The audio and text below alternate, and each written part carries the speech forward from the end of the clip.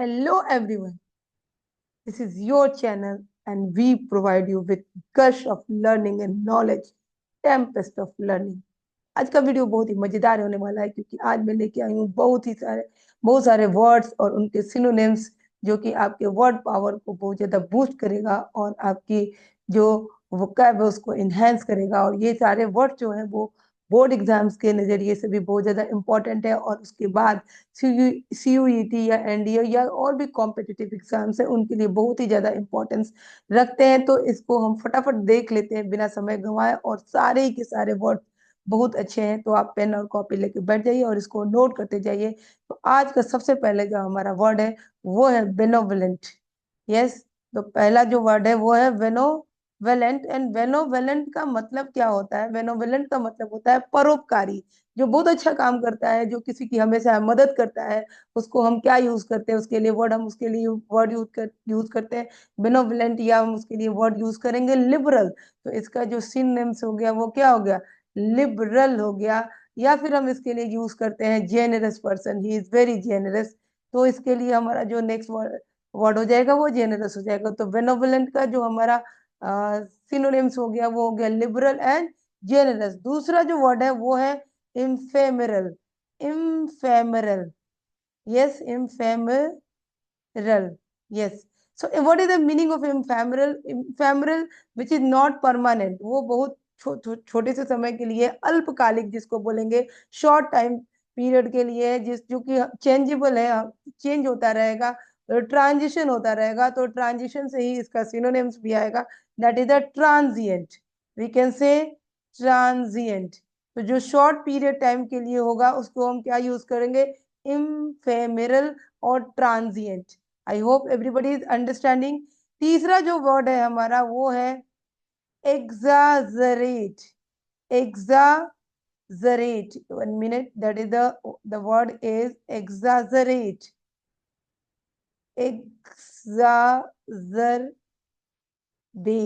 Exaggerate, yes.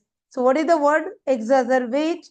Means किसी चीज को जब हम खराब कर देते हैं, बिगाड़ देते हैं, जो काम ऑलरेडी बिगड़ा हुआ है या तो थोड़ा ठीक ठाक कंडीशन में उसको और खराब कर दिया, यानी बैड से वर्स और वर्स से वर्सन कर दिया, then we will use the word exaggerate.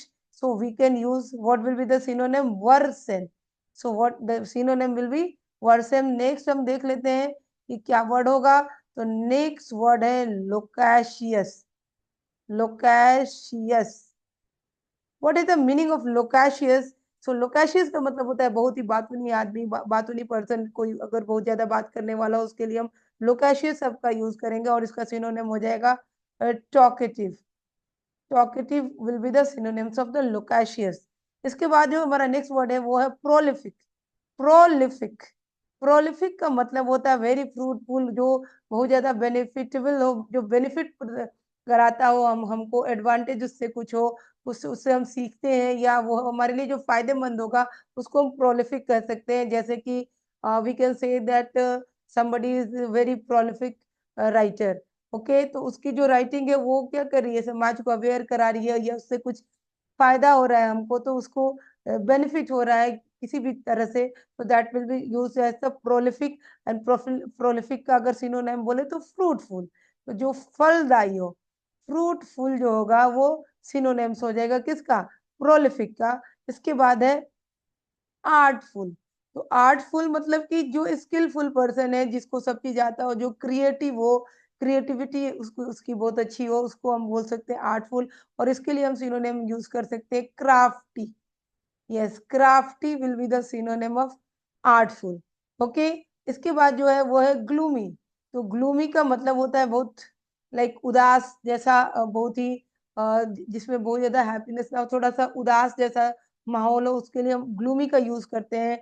जैसे कभी कभी क्लाउडी भी होता है तो उस समय हमको लगता है कि उदासी जैसा है, तो उसको हम ग्लूमी से यूज कर सकते हैं। तो ग्लूमी का जो मतलब होगा क्या हो सकता है? सैड हो सकता है, यस।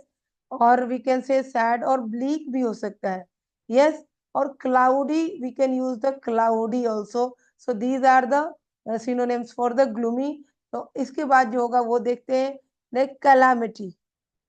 कैलामिटी मीन्स द आपदा, जो है अचानक से कोई भूकंप आ गया या बड़ा सा एक्सीडेंट हो गया या सुनामी आ गई और जो बहुत ज्यादा डिवेस्टेशन लेके आई है, डिस्ट्रक्शन लेके आई है, उसको हम कैलामिटी कहते हैं। तो इसको हम एडवर्सिटी, इसका सिनोनिम जो होगा उसको हम क्या बोल सकते हैं? एडवर्सिटी। यस, एडवर्सिटी बोल सकते हैं। And misfortune also, misfortune. Yes, misfortune. तो ये कैलामिटी का क्या हो जाएगा? सिनोनिम हो जाएगा लैविश।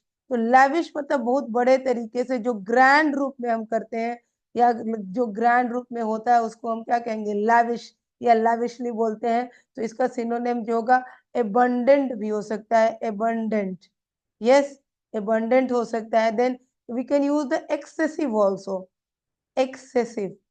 तो ये भी हम यूज कर सकते हैं एज अ सिनोनिम। इसके बाद जो होगा वो देखते हैं। I hope all the words are very useful for everybody. The lenient, lenient means kind होना, किसी के प्रति थोड़ा सा कंपैशनेट होना। तो इसका सिनोनिम भी वही होगा, किसी के प्रति थोड़ा सा दया भाव रखना, बहुत ज्यादा स्ट्रिक्ट ना होना, उसको हम लीनियंट कह सकते हैं। और उसके लिए जो हमारा सिनोनिम होगा वो क्या होगा? Compassionate, compassionate।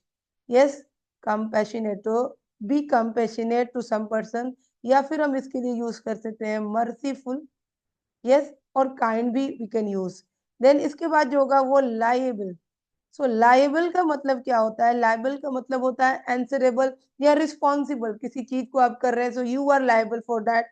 और आप उत्तरदायी हैं उसके लिए, आप रिस्पॉन्सिबल है, आप आंसरेबल है। तो इसके लिए हम आंसरेबल भी कर सकते हैं, अकाउंटेबल भी कर सकते हैं। Accountable, yes, we can use accountable. और you are bounded for that, तो बाउंड भी हम इसके लिए यूज कर सकते हैं। तो these are the synonym for the liable. इसके बाद है टीडियस। तो टीडीएस का, टीडीएस मीन बहुत ही उबाऊ, बहुत ही पकाऊ कोई चीज काम हम कर रहे हैं, बहुत ही थक जाते हैं उसमें करते करते, बोर सब फील करते हैं, मोनोटोनस फील करते हैं। तो we can say the tedious work. और इसके लिए हम यूज कर सकते हैं वेयरीसम, वेरी सम। ये हो गया हमारा सिनोनिम फॉर द टीडियस। इसके बाद और वर्ड हम देख लेते हैं। तो विनसम, विनसम, विनसम का मतलब very pretty, very beautiful. So इसके लिए जो सिनोनिम होगा वो हो जाएगा क्या? Beautiful. Yes, the synonym will be beautiful. Then there is the cut down, cut down. Cut down means, cut down का मतलब होता है किसी चीज को रिड्यूस करना, किसी चीज को छोटा कर देना, कम कर देना, या किसी अमाउंट को कम कर देना। So cut down, we can use cut down.